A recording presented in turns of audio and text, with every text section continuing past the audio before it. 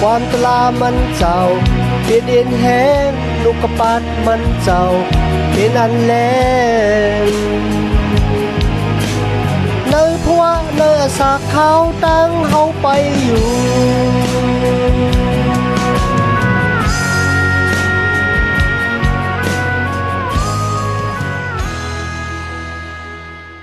เมื่อสงค่าเป็นน้องผู้ถมยินเสียงใต้ตีนนับยำกุศลกูปาแก้มหลีกดังสายลมอีกปลาดังข่าวลงแรงเบิ้งไหลมาหบทบหบหยาบินห้องขากวาดแทงวันหนึ่งค่ะย้อนหาตังนินจ้าตังโจมเสือมนเปียวตังหักแมตตาที่ลูกดีพระปอสอเขาขามาเนี่ยแต่อยู่ในหัวสาวขากว่าหังผ่าหังมันสิกรรมกันเนาะเมื่อเขาลงแรงเบิ้งมาอ่านจ้ามันโฮตลาค่ะเฮ็ดให้ข่าวลงแรงเบิ้งคุกสันเลยมือเป็นลูกอ่อนเขาโอแม่พี่น้องปะทอมแม่เฒ่าใกล้ใกล้ลาดใกล้ใกล้สั่งขอความเก่าขอความเหลียวกันนะอย่าเฮ็ดอันนั้นอย่ากว่าตั้งไหนอย่ากินอันนั้นหลู่เฮ็ดจึงนั้นหลู่เฮ็ดจึงไหนนะพี่น้องวางบอกในก็เฮาก็นางว่าใจมันบ่ใครหลีเฮาว่านะเป็นสังคมลาดอยู่ดิกๆเนี่ยกันเนาะวางบอกก็เฮ็ดให้มีตังว่นเขาลูกพื้นกันนะเขาคัดเขาเฮาทางได้ติโปแม่เฮาปะเฒ่าแม่เฒ่าสวยพี่มีน้องลาดจึงนั้นเนี่ยว่าก็กุนซะนี่แต่ยามเป็นกุนหนุกุนตือมาอำมานคันเป็นใจบ่ในจึงเขาตึ้นเต็มสั่งเฮาลัดความซ้ำกว่าซ้ำมาจังไหนในกันนะวางว่าเขาห้องแสนออกมาหนีเขากันแล้วว่า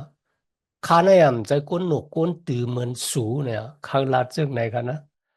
โอ้พี่น้องค่ะในวันเหมือนนี้เพราะว่าเขาตึกมีอาสากรีบอยู่กันนะ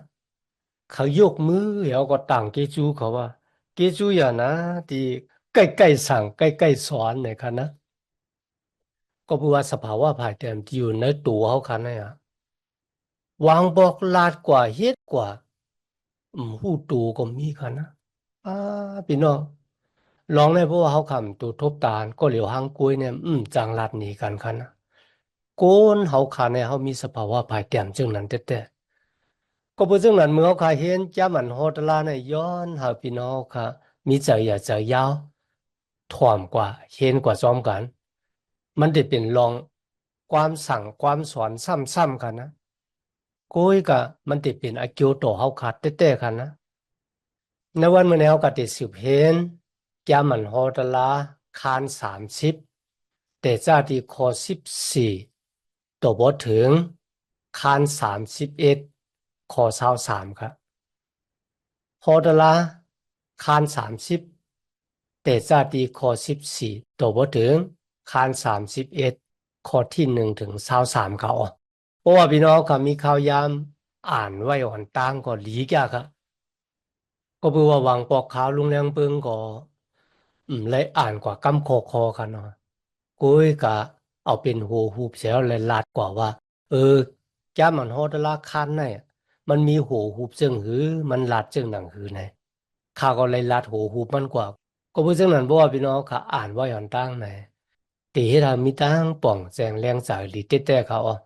เมื่อในจ้ามันฮอดลาคัน30เตซ่าที่คอ14คันนะ กุ้ยกับคอความนั่นน่ะมันอยู่จำสูดังหลายแต่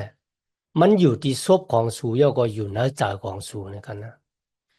ก็เพราะฉะนั้นคนมีอิสระทั้งหลายเนี่ยมีตั้งอันเดีแก่ลิดว่าข้ามหูสมัยแก้มที่พระเป็นเจ้าข้ามหูเนี่ยลัดมันไรก็เพราะว่าพระเป็นเจ้าฮะโมเสสเนี่ยแต้มปิ้งหยับตราพระเป็นเจ้าย่อก็อ่านเนเขาเพราะย่อสั่งสอนที่ก้นอย่าก้นหลงเฮปะล้อเฮเก แล้วก็เอาขอความพระเป็นเจ้าอัพไว้ที่เขาทั้งหลายก็เพราะฉะนั้นคนมีอิสระมีตั้งอันเดแกลิดตัวว่าข้ามหูปิ้งยับตละพระเป็นเจ้าไหนไรกันนะเหมือนกันค่ะนวันเหมือนเนี่ยค่ะโกนดังกำผาโลกาลงเนี่ยเลยยินข่าวตละดังเกกยอดตีฮอมาดังทีวีก็มีดังเรดิโอก็มีดังSDการ์ดก็มีมาได้เป็น YouTube Facebook Messenger ไหนมีลงกว่ากูดีกูตังค่ะนะโอ้ยกับบอกว่าคนนั้นปิกจ่าค่ะนะปิกหูของตัวเจ้าเก่าทอมยินไหนพี่น้องเขาขันนั่นก็วันเลือนสุดค่ะนะวายเสียตายออกโลกาในกว่ามือกว่าจุกอยู่ต่อหน้าพระเป็นเจ้า อันนั้นก็มันก็หลีกูแก่ค่ะพี่น้องค่ะหลีกูเด็ดแต่จอมหนังเดียวค่ะเลยลาดไว้ว่า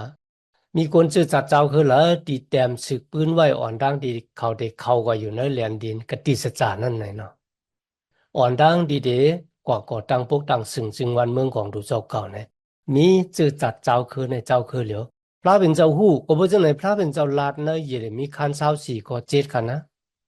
เขาได้ปันเจอมาที่สู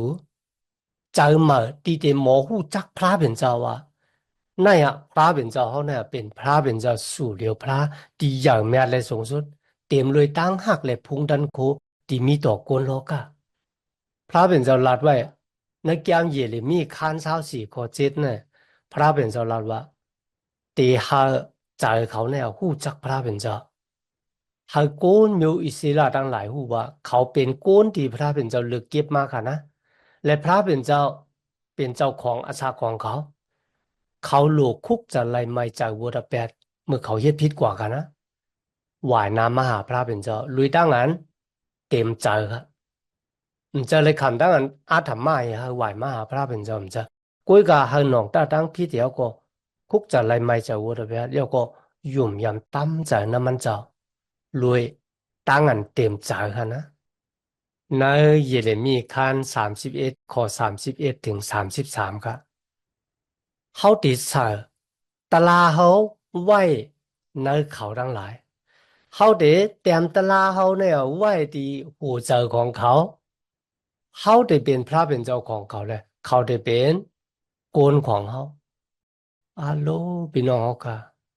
อันนั้นเป็นกติสสารมากันนะที่พระเป็นเจ้าที่เฮ็ดซ้อมเขานั่นก็มาออกเมียงในสุยิสุคริตเขาออก ในเหตุเรขัน8 ข้อ 8ก็มีไว้ว่าพระเป็นเจ้าถามเวลาพระลาดว่าโดยรู้วันหนึ่งวันมื้อหนาเนี่ยเขาได้เฮ็ดกติสัจจะอันมาซอมโกนจื้อจัดเจ้าคือมิวอิสราเอลและเจ้าคือยูดาห์ในเขาอ่ะความกติสัจจะอันมาเนี่ยพอเราเป็นก็ตีต่างไว้ครับพอเราเป็นก็ตีมักคานว่าเนี่ยอันนั้นก็เป็นจุยิสูมักคานไว้ครับก็ผู้สังฆเนี่ยก็บอกว่าเดจะเอาโมเสสต่อว่ามาถึงจุยิสูเกิดมาในกันนะเข้าทั้ง1 เหง 5 ปาก ปีเนี่ยคนมิวอิสลามมีเครื่องปลูกจ่อเขามีปิงหยับตราสิปาปุ่นดาเดลูเครื่องปลูกจ่อยก็กำจ้างจอมหนังปิงหยับตราสิปาเขาเป็นกุนสีโตเนี่ยมันน่ะหมอเป็นไรกันตัวหน้าพระเป็นเจ้ายังเป็นคนที่กูเกิดอยู่ก็พูดถึงหนังนั้นค่ะกติสัจจะที่พระเป็นเจ้าปานว่าวันหนึ่งตูของมันเจ้าที่เกี่ยวมาปุณดาเดเป็นเครื่องปลูกจ่อจะเป็นสัตว์เดรัจฉานที่พระเป็นเจ้ามักคานหากคนมีอิสลามปลูกจ่อกันนะก็เป็นเครื่องปลูกจ่อที่มดจางข่าวสารแล้วก็เป็นผู้ที่ปิ้งหยาบตราพระเป็นเจ้าห่อทาลองของมันเจ้าก็พูดถึงหนังไหนมาจะเป็นความประโลภแพ้ถ้ามาเป็นสมาแกรมดีของพระเป็นเจ้ามาอ่องในตัวของเจ้าเยซูคริสต์มันจะเลยมาตายแล้วก็ลูกกระทั่งตายขึ้นดิบมาในวันเหมือนในกันนะโดยตั้งอยู่มาตำใจในเจ้าเยซูพระเป็นเจ้าทาบขามนับว่าเขาขานเป็นกวนสีโตก็เพราะฉะนั้นก็ตั้งสีโตนั่นน่ะไหลมาเลยตั้งอยู่มัดในเจ้าเยซูโกนกูก็มีอาขว้างมีส่วนไรส่วนเป็นที่เป็นก้นสีโตเลยตั้งอันยุ่มยำตั้มใจในจุยสุคริตเขาออกกำเลยมาถึงข้อที่15กันนะตัวตานะครับในวันเหมือนไงอ่ะคาไลตั้มอาสากแลตั้งตายตั้งหลีตั้งให้ไว้ตัวนาสูทั้งหลายนะครับอันนี้เป็นโมเสสลาดกันนะเฮาสูทั้งหลายเนี่ยหากพระยาเวพระเป็นเจ้าของสูยก็อาสากรีบอยู่กำจ้างจอมหนังปิ้งยับตราของมันเจ้า สุเตมีอาสากที่มีตั้งอยู่ที่กินวันกุ้ยมันก็กูเนื้อจื้อจัดเจ้าคือของสูทั้งหลายเนี่ยตีใหญ่เพนำขึ้นมาเลยพระเป็นเจ้าตีปันพรดีมังลานเนื้อลินเมืองของสูตีสูตึกหาเตเขากว่าหุบซีเมาเนี่ยพี่น้องกับพระเป็นเจ้าขาลาติกุนมิวอิเซลาวาแลนลินขณะอันที่เขาปั่นกติศาสตร์ที่ปูหมอนของสูว่าที่เป็นอมวยลูกหลานของสูต่อโจนั่นน่ะ สุเตละอยู่หือมอกะหือมันอยู่ที่ ตั้งหยุ่มยำตั้มใจในพระเป็นเจ้ามันบอกว่าเขาหักพระเป็นเจ้าหึงกะหือเขากำจ้างซ้อมหนังปิ้งยับตราพระเป็นเจ้าหึงกะหือเขาเดลัยอยู่เนอะหลินเมืองนั่นหึงกันนั่นนะพวกเขายุ่มเก็บกำเนืองเขาก็เดลัยอยู่ในหลินเมืองนั่นเก็บกำเนืองตั้งหยุ่มมาเป็นตั้งอันมักคานโกนมิวอิสิระเดลัยอยู่ในหลินเมืองนั่นน่ะหึงแน่อำหึงแน่อัลโลพี่น้องค่ะ ก้อยกำมือเขาขาอ่านกว่าเขาก็ติปองแจงแรงจากว่าก้นมิวอิสิละอยู่บ่หึงกันเขาก็เลยขามตั้งอันดินเมืองหักเขาอ้อเขาออกกว่าเป็นขีขาของก้นด่างเจ้าคือโอ้ยกะลุยตั้งหักไม่ตาพระเป็นเจ้าขึ้นป้าเขามากขึ้นค่ะในวันเมื่อนั้นก็เหมือนกันเขาก็ทั้งหลายที่อยู่มาตำใจในจุยสู้ในกันนะจุยสู้รัดว่าโอ้สู้ทั้งหลายหักเขาสู้ทั้งหลายก็เด็กกำจ้างซ้อมหนังปิงหยับตราของเขาในวันเมื่อนั้นกันนะ เขาหักพระเป็นเจ้ามอกาหือในนั้นนะด้วยตีตังกำตังจ้างเขาค่ะว่าตังกำตังจ้างเขาจงมีตังอยู่สิกูยำพระเป็นเจ้าด้วยดีไหนไว้ค่ะว่าเขาขาหักพระเป็นเจ้าฮะหักข้าไหนก็บอกมันติดเปี้ยออกมาเนตังเฮ็ดค่ะนะติดใจมันค่ะนะโกนมิวอิสิลาเนี่ยเลยหับปิ้งหยับตราพระเป็นเจ้าเลยหันถึงกลุ่มเกจูของพระเป็นเจ้าน้ำจากก็เพื่อเรื่องนั้นค่ะพระเป็นเจ้าลาดว่า มือก้นก็ละเลยหับขามเอาสู้เกจูนำเขาก็เต็มมีตั้งอันอามาขำนำในเขากับแนวคำมาถึงแกมันฮอตลาคาร31กันนะอันนั้นเป็นตั้งอันมูสิปันตั้งแกมในจุดตาอาศักกำลืนสุดของมันกันนะโดยเช่นนั้นก็ดีในเดมีตั้งอันพระเป็นเจ้าให้โมเสสจับความขึ้นมาถึงรองด่างของกุนจือจัดเจ้าคือมิวอิสิลาวันหนึ่งเขาได้เปรแปดพระเป็นเจ้าพระเป็นเจ้าก็ได้เถียงแปดเขาแล้วก็ขายเขาก็เป็นขี้ค้าเนี่ยเขาจับความปลุกในขึ้นมาเนี่ยครับแกมันโฮตลาคัน31ในก็เป็นตั้งอันโมเสมีอสักลิบอยู่กำลืนสุดที่ว่าจังหนังไหนก็ได้คันนะก็บอกว่า เมื่อเขาอ่านจ้ามันโฮตลาเนี่ยเขาก็หูว่าโมเสสเป็นคนที่แต้มมาพระเป็นเจ้ามีอมิ่งหาโมเสสแต้มมากันนะกำน้ำก็ติดจับเสียงกันตั้งรองของโมเสสปะก็เปิดโมเสสเนี่ยเป็นคนที่ลำลองอาเยยาเป็นคนอาเยยาแต่จะเอาปาโกนเมียวอิสราออกเมืองอียิปต์ห้านโดดถึงวันมาแล้วนะครับในข้อที่หนึ่งค่ะโมเสส ห้องกวนมิวอิสลามาขึ้นบางกลุ่มตั้งเสียงดังหมดยอดลาติเขาว่าเหมือนไหนนะอาสาขาเนี่ยมี1 ปาก20 ปีเตรียมอ่ะมันบอกว่ามือเขาขึ้นกว่าดีพระเป็นเจ้าเขาขึ้นกว่ากันนะมือขาออกกว่าเย้าขาทิมขึ้นปอกมาจูสู่ไรนะครับขาแก่เย้าซ้ำแทงรองหนึ่งพระเป็นเจ้ามีอมิ่งที่เขาว่าสูเดอำไรเขากว่านะแลนลินกติสัจจะในเมืองคณาอ่านกันนะ ลองในเขาก็ฮู้ว่าก็ผู้สังโมเสมไรเขากว่าในแลนดินคานาอันก็คือว่าพระเป็นเจ้าให้เขากว่าสั่งหมักหินนั่นนะเขานำไหลออกมากกว่าเขาจะลำนะเขาก็ป้อลงจากค่ะก็มันดังได้พระเป็นเจ้าป้อค่ะนะกำลังสุดแต่ป้อมไรเขาลาตีหมักหินก็นานกว่าเนะอันนี้ครับเป็นรองดังดีที่เราเขาไรเขากว่านะแลนดินคานาอัน ทีนี้เขาคาเลยหันว่าเขาคากูโก้เนี่ยตื้นเด่มปนตั้งเท่าตั้งแก่กันเขาตื้นเท่าเขาตื้นแก่กันนะในข้อที่3ครับโมเสสลาดีเขาว่าพระยาเวห์พระเป็นเจ้าของสูงเนี่ยเด็กคามกว่าอ่อนตั้งสูงมันบอกว่าเด็กคามแม่น้ำยอร์ดานกว่าพระเป็นเจ้าตีพอตีลืบก้นต่างเจ้าคือตีอยู่ในแลนดินคานาอันเนี่ยออกกว่าเขาป้นนาสูปุนดาสูตีไล่ลืบไล่หอก้นซะไหน โยสูที่เป็นผู้อ่อนโหสู่ตั้งหลายนะครับพี่น้องค่ะพลังเป็นก้อนเลือกโยสูครับเป็นผู้อ่อนโหต่างโมเสกันหรอพ่อไหนมันนำจะโมเส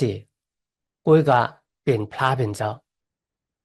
โมเสก็ว่าพระเป็นเจ้าเลือกโยสูค่ะ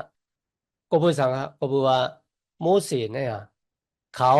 ปาใส่ในตัวของการแลบนำเลยสีโยสูกันนะ ก็เพื่อมีสองโกไอ้ค่ะที่เลยเข้ากว่าในแลนดินคานาอันนั่นก็เป็นการแลบตั้งยอสู้ค่ะเนาะในกลสอบข่าว12โกนั่นค่ะนะอีกบาดางกลที่มีอาสากป่นสาวขึ้นมาหน่อยพี่น้องค่ะกลกำนำนะกำผาโลกาลงเนี่ยเหมือนซึ่งสมุนยาคุณเอาคำผ่าล้อไหนกันนะเพราะว่าเขาตายแล้วเนี่ยลูกชายเขาป้อมมีลูกชายก็สวยพี่มิ้วน้องที่จำใจกันดังเขาก็ติดสืบเป็นเจ้ามุนยาคุณเอาคำกว่า กูก็นะตั้งอันเป็นผู้อ่อนโหภายวิญญาณนั่นนะมันน่ะมันจะเขาเป็นกอดีเลิกครับพระเป็นเจ้าเป็นกอดีเลิกโมเสสเลยเลิกลูกชายของมันเขามาเป็นผู้อ่อนโหต่างมันครับพระเป็นเจ้าเป็นกอเลือกเขาก็เป็นเช่นนั้นนะแผนการของพระเป็นเจ้าในกันนะอันมีโกนก็ละฮัดลาดว่าข้าเป็นคนลำลองอาเยี่ยที่สุด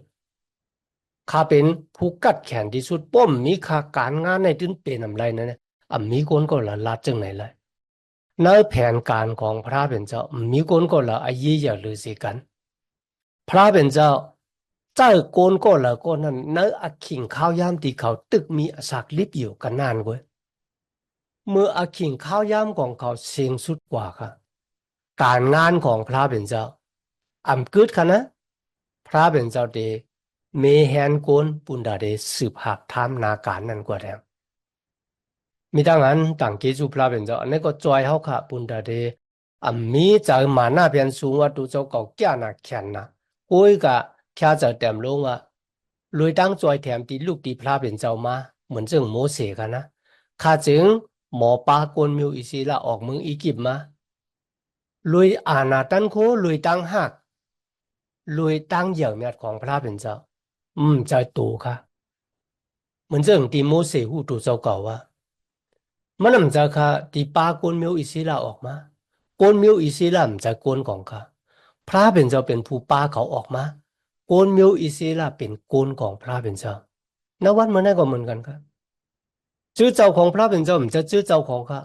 ข้ามเลยเป็นก็ที่ป้าเขาออกปุ้นมุ่นรอสีวัวตะเป็ดอนาจตานมานาตามมาเป็ดนโมภัยอะไรกุ้ยก็เป็นเจ้าเยซูคริสต์เขาเป็นโกนของเจ้าเยซูคริสต์เจ้าเขาเป็นผู้ที่ป้าเขาค่ายเขาออกตั้งรับสิ่ง มาอยู่ในตังแรงของพระเป็นเจ้าลองได้กันนะจอยเฮากับป่นเพอันเดแหละในตังอันเดมีจากมาหน้าแผ่นสูงแต่เขาอ่ะ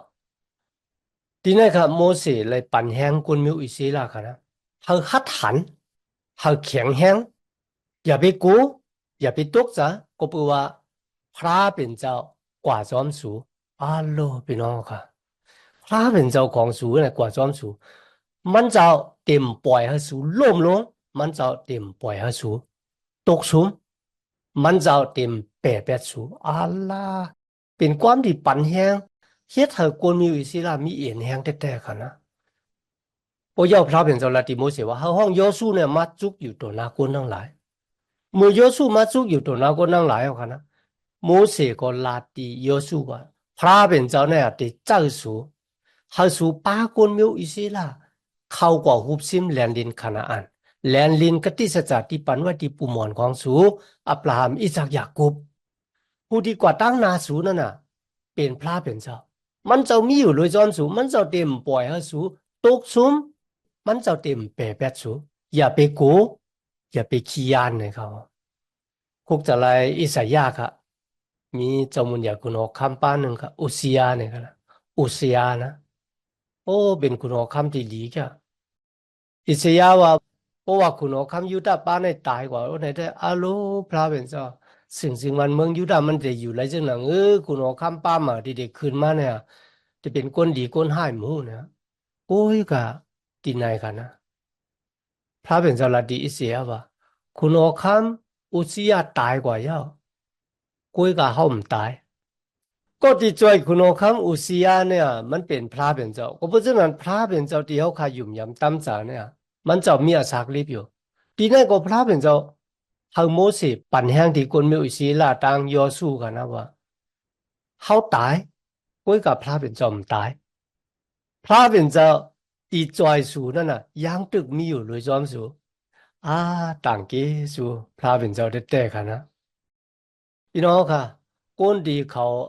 อ่ำอยู่มาตั้มจันนะพระเป็นเจ้ากันนะเขาว่าสมัยแก้มดีขาปราบกันนะที่โมเสสแต้มเนี่ย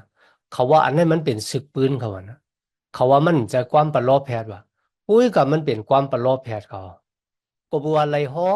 อ่อนดังดีรองดังในดีปกปอกเป็นมากกันนะมันเป็นความประโลภแพทย์เดี๋ยวก็เหมือนเจิงว่าเขียนศึกปืนอ่อนดังดีโกนเจ้าขึ้นในดีเขาก็อยู่ในเมืองเขาเดี๋ยวก็เต็มมีสั่งปอกบอกเป็นมาก็เป็นซ้อมหนังที่โมเสสเลยเตรียมหมายเอาไว้ครับในข้อที่14กันนะพระเป็นเจ้าลาติโมเสสกันนะตัวรู้เหมือนเหลียวเนี่ยนะ อาซากมาเนี่ยมันจำได้เสียงอ่ะวันของมันก็ติดสุดเสียงกว่าเยอะเขาปายอสู้เข้ามาในซุ่มถึงเงินคำปุ่นตาเขาติเลยสั่งเขาเอาโลกพี่น้องกันทีในยอสู้เลยเขาจำพระเป็นเจ้ากันนะโมเสสก็ปายอสู้เนี่ยเขากว่าในซุ่มถึงเงินคำพระเป็นเจ้าทีไหนอ่ะพระเป็นเจ้าเปียตัวนี้เขาเนื้อหมอกกุมเขาว่า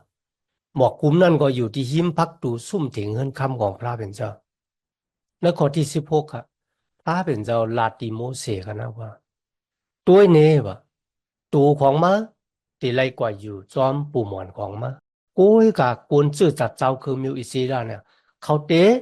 ลูกคืนกว่าเฮ็ดวัดหุ่นนางสร้างทูตเจ้าพระตู้ในแผ่นดินของก้นขนาอันที่เขากว่าอยู่เนื้อเกเนื้อกลางนั่นทีนั่นน่ะเขาติดแปะแปดเขายก็กติสจัดที่เขาปั่นไว้ที่เขานั่นเขาติดแทบขาดแปด ในวันนั้นเขาติจะลำเขายกก็เขาติแปดเขายกก็เขาติส่งติเมียบนาของเขาบอกว่าพวกเขาสุดต้องพาเป็นเจ้าเต็มตอบเต็มและยินเลยค่ะนะเขาทั้งหลายติได้ขามทั้งนั้นอื่นกินต่างเจ้าคือติมาอื่นกินครับลองตั้งตุกข้าหยาบผืดการจะติปกปอกเป็นมาในวันดีเขาเปลี่ยนไปแล้วลองอ่ำเลียมรักการมีดังสิ่งดังหลวงเนี่ย